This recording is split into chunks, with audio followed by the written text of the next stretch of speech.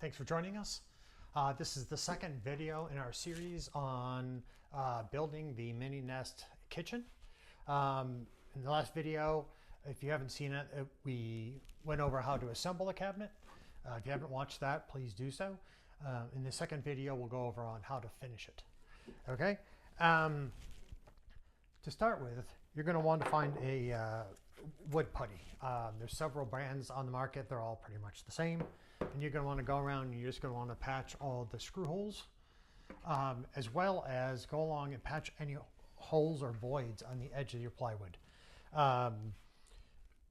When that's all sanded or all dry, you're going to go over and you're going to sand it. You're going to sand all that smooth, as well as you're going to sand all the edges. You don't ever want a sharp edge on a piece of wood or a cabinet. That makes it really hard for the finish to stick. It tends to be a very thin coating, and then you wear that away really quickly. So if you just lightly sand the corners and break that edge, you get a much better finish, and it's a better feeling finish.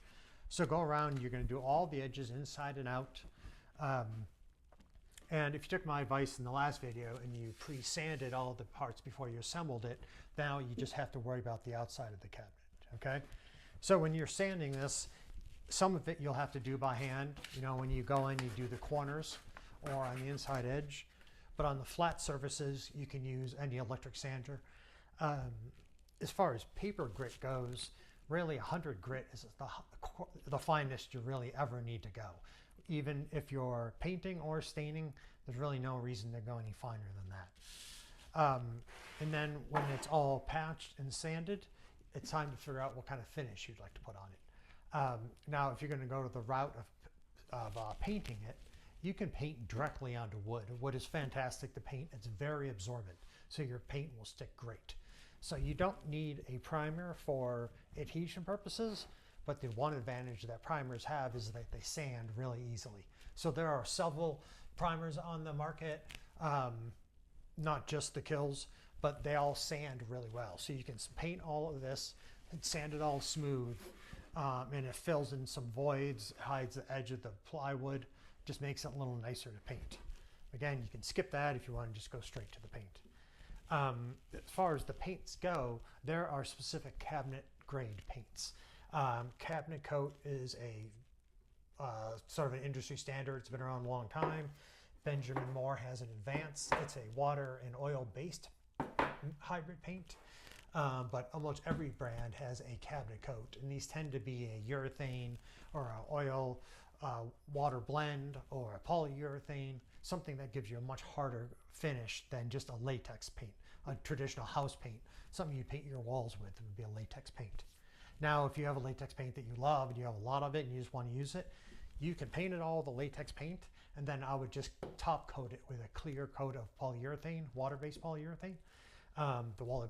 The urethane will stick great to it, and it gives it a harder coating on the top than you would get with just a latex paint. So that's always an option.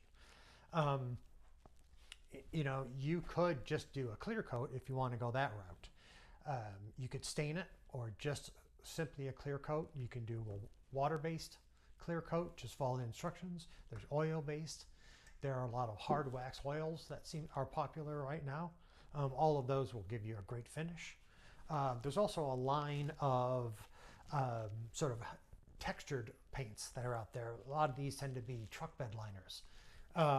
Some have rubber additives, some have sand, different formulations, but they give you a textured finish as opposed to a smooth cabinet grade finish. So there's a lot of options. I think it'd be interesting if you decoupage the whole cabinet. I think milk paint would be really nice. You would just need to top it with a urethane just to seal it in a little better. You know, you could just do it with white and cover it in stickers from every place that you travel. So there's a lot of options. I would say just sort of enjoy the process, have some fun, pick some bright colors, and do something creative with it, because it's your camping van. This isn't your living room. All right. So in our next video, when your cabinet is all finished, we'll go over assembling all the parts and getting it in your van. Okay, thanks for watching.